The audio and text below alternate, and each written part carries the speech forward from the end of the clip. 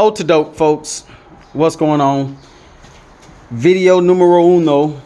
This is going to be something simple oil change for those who are afraid to do it or just don't know how to do it. This is going to be a general idea on what to do.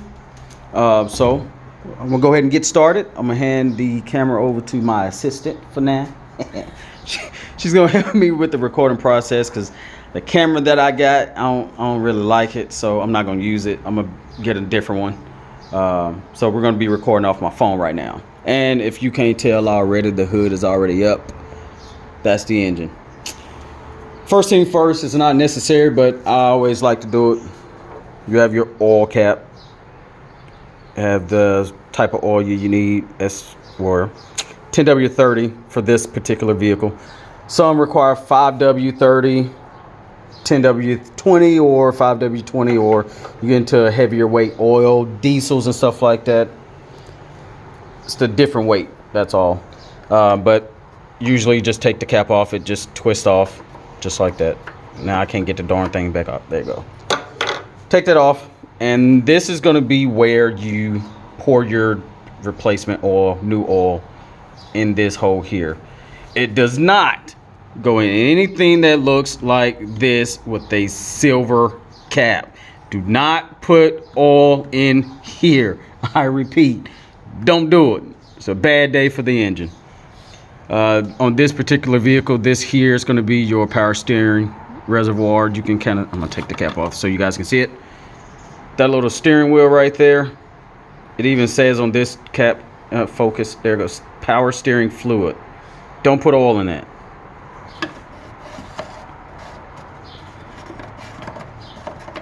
Come on, there you go.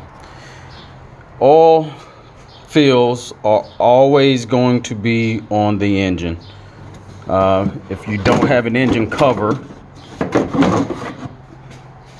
this is what your engine could possibly look like. If you have a Dodge Journey in particular with the V6. This here is going to be your valve cover. You can always tell your valve covers by coils for your spark plugs. This is your valve cover. Oil fill hole. Put your oil right there. Nowhere else. Right here. Right there. What's it up? Alright. No. Move your hand. Alright. So if you don't know where you want to jack the vehicle up at, we're going to go under here. Right on this vehicle, you're going to see most vehicles have a flat surface that comes from the bottom of the vehicle floorboard. This little part that comes down is pretty flat. Jack it up here or come to here. This is going to be your pinch weld. It goes along the entire length of the vehicle from front to back inside the wheelbase, basically your wheels. You can either jack it up on the pinch weld or on the frame, this part here. All right, I'm gonna get the jack in. We're gonna start jacking this thing up. All right, now that we got the jack under there, it was jacked up just a tad bit. You can see what I was talking about, having it on that flat frame part of the vehicle. That's where you want to go. And again, you can go here to the pinch weld. No big deal. Either one works. After you start jacking it up, if you have a front wheel drive vehicle, for safety purposes, go ahead and set your parking brake. That keeps the vehicle from rolling, especially if you was on a hill. If you're on a flat surface, it's really not that big a deal. You're gonna put the vehicle on jack stands. After you get this jacked up,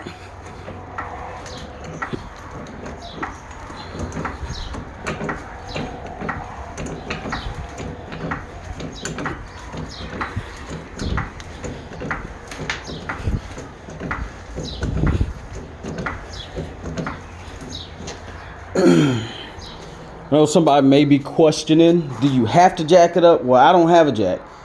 If you can get under this thing or your particular vehicle without using a jack, slide under there. is you don't have to jack it up. You can still drain the oil with it on the ground.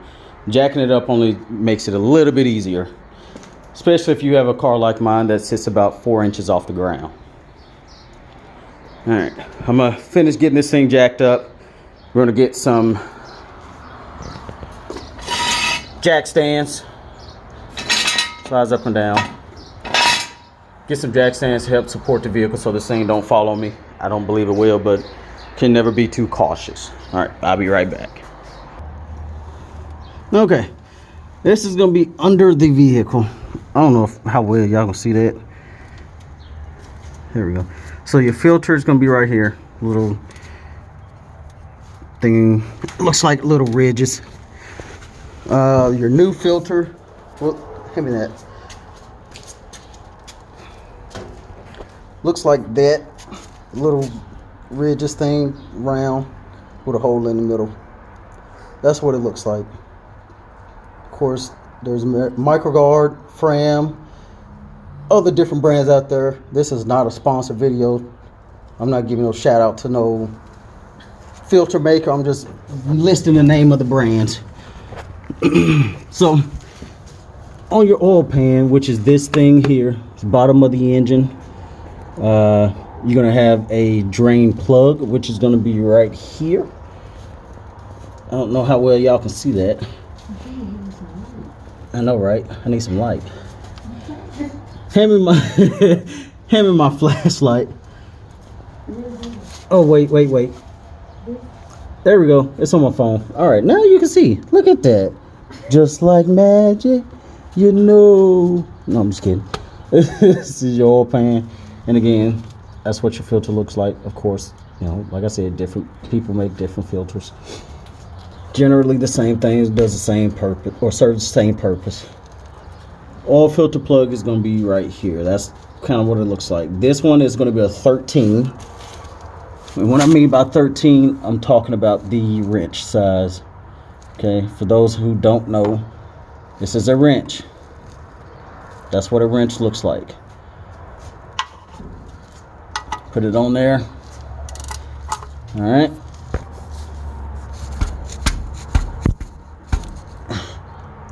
Okay, I gotta use some muscles on this. I ain't gonna be able to do it one hand. Hang tight. Okay, just a little FYI for those out there that are tackling changing your oil for the first time. If you have to utilize a breaker bar, a 2-foot ratcheting freaking socket or something, or you have to do your wrenches like this to gain a little bit of leverage, your drain plug is way too tight. Now, I'm not a knocker of dealerships, but this vehicle was changed at a dealership last time, and whoever put this drain plug that tight ought to be ashamed of themselves. It's not necessary. So get your drain pan. This is gonna make a little mess. Don't be surprised by it, or don't say, oops, I broke it. It's supposed to. Just back that back out. Now, if you got gloves on, you ain't worried about getting your fingers dirty. If you are worried about getting your fingers dirty, put some gloves on. Simple as that. You're gonna see your oil starting to leak out. Just move your hand real fast, just like that. You barely get any oil on your fingers. So we're gonna let this drain, and then we'll be right back. Okay, I was just standing here talking, running my mouth as usual. This drain plug isn't meant to be torqued down to 100 foot-pounds. There are some out there that are 10, 15, 29, 49 foot-pounds. Nothing outrageous where you couldn't just simply do it by hand. These things are going into either A, an aluminum pan, or B, a steel pan. This drain plug, if you get this thing too tight, so darn tight, where you have to use extreme leverage to get it out, you're taking the chances of stripping these threads right here. Let me see if I can get that focused. And of course it's not gonna focus, but you see what I'm saying. And anywho, there's little threads on there. You're gonna strip those off right into the darn oil pan. And B, you're smashing this little orange O-ring. You're smashing that. Don't put it stupid tight. Just don't do it. Don't do it. Okay, so after you drain your oil and you go to put your plug back in, I already got that one in there. Get your wrench. Listen. Twist that in there. Get your wrench on there. And you just tighten it up. Okay? Hand tight. That's it. If you want to get all technical with it, you know, go buy you a torque wrench and torque it to the proper specs. All right? We're going to work on getting this oil filter off. With the drain plug being so tight on this vehicle, I'm going to assume I'm going to be able to get that off by hand. So I'm going to go ahead and grab my oil filter wrench and we'll get that off. Alright, we got the filter loose. Now this is going to be the messier part. Secondary to the drain, I guess. But again, if you're worried about getting your hands oily and dirty, just get a glove. It's not that big a deal. And you just twist it off like that. Now you're going to feel it when it's getting closer to the end of the threads. You can wiggle it a lot more. See here, I can barely wiggle it, but when we get closer, it starts to wiggle a lot more. See, now we're at the end. So we're just going to pull that down, let that drain a little bit.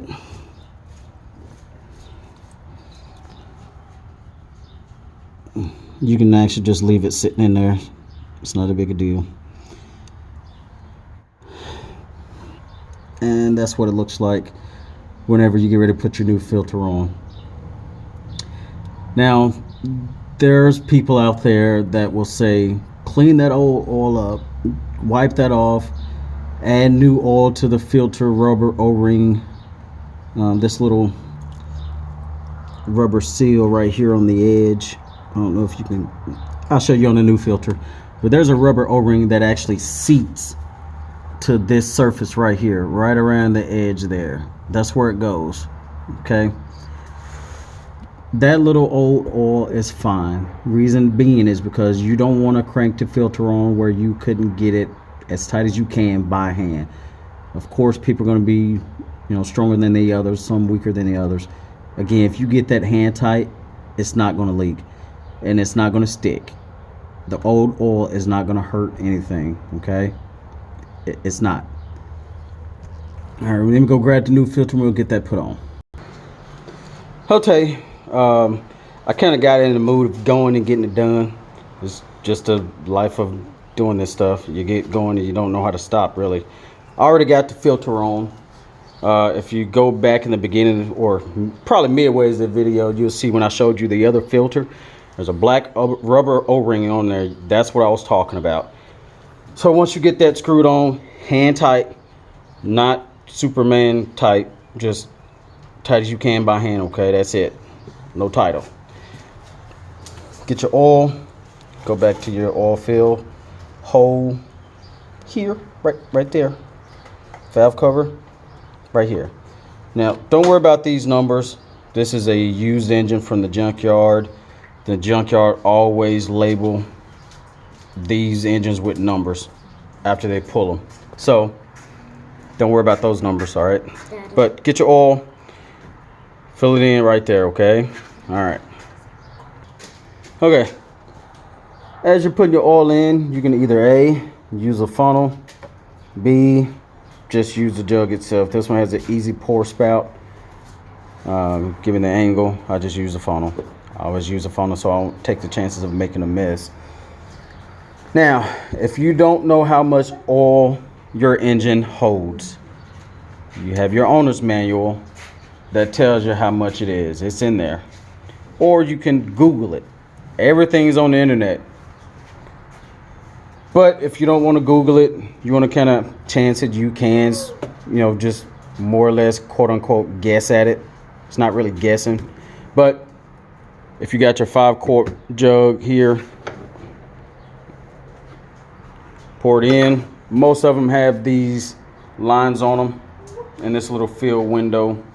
You can see that, this little field window here.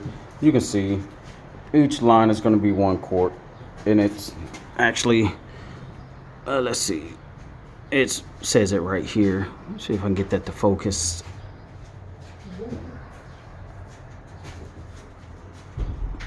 It's not gonna focus, but it says a quart here. 1, 2, 3, 4. Then of course up here is gonna be your 5th, or from 1, 2, 3, 4, and 5 will be about here. Pour it in there till you get down to your 1 quart mark. Most of your engines out there holds 4 quarts or more. Most of them. I'm not gonna say all because I'm not familiar with like a Ford Pinto or some OGO Metro, or those vehicles out there that got 3 cylinders, which is kind of odd. They have actually made them. We'll go more in depth on what cylinders are at a later video for those who don't know. But stop at 4, maybe 4.5. Take your funnel out, put your cap on, let your engine run for a little bit. Turn it off. This yellow stick right here is going to be your dipstick. This is what you check the oil level with, okay? I'm gonna get that pulled out.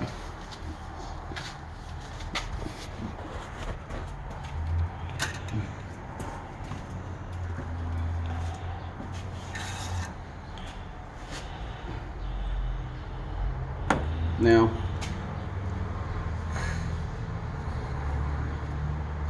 most of your dipsticks has these little hash marks. I don't know if you can't really see that. Let me see if I can get in a better spot to see it.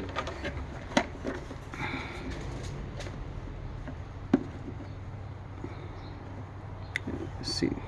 Turn my light off. Nope, turn light off. All right. My camera sucks. Let's just say that. How about that?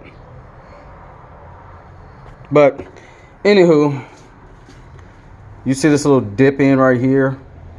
That's another indicator of where your oil basically will be at, okay? Right at the beginning of this little dip, those little hash marks, you can see it. Not on the camera because my phone sucks. But you take it out. Oh, wait, maybe. Oh, there it is. Look at that. That's going to be your mark where you want to have your oil safely at, okay? It's going to be safe within the hash marks from that bottom one to the top one. As soon as this focus back up. There you go. It says safe. That area is going to be safe for your engine to, safely operate. Now, from the bottom hash mark here to this one here is exactly 1 quart, okay? So, here's how you check it. After you fill it with 4 or 5 quarts, if you don't really know how much your engine holds, put your dipstick back in after you run it and shut it off. Stick it in there, pull it right back out. Now, you're going to be able to see, hopefully, if my camera is working. Okay. Now, you can see just at the bottom is where the oil is a little bit on the dipstick. You can kind of see the reflective light. Your light's making it worse. But you can kind of see it just a tad bit. So we're going to put some more oil in this vehicle. Since we already cleaned the dipstick off, we're going to just shove it back down in there. And we're going to put more oil in this one. I'll be back. All right, now the reason why I'm covering this is because the owner of this vehicle only purchased 5 quarts of oil.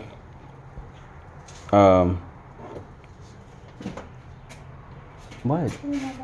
Well, we'll edit that part out. How about that? Actually, this is gonna be a raw footage. I ain't editing nothing.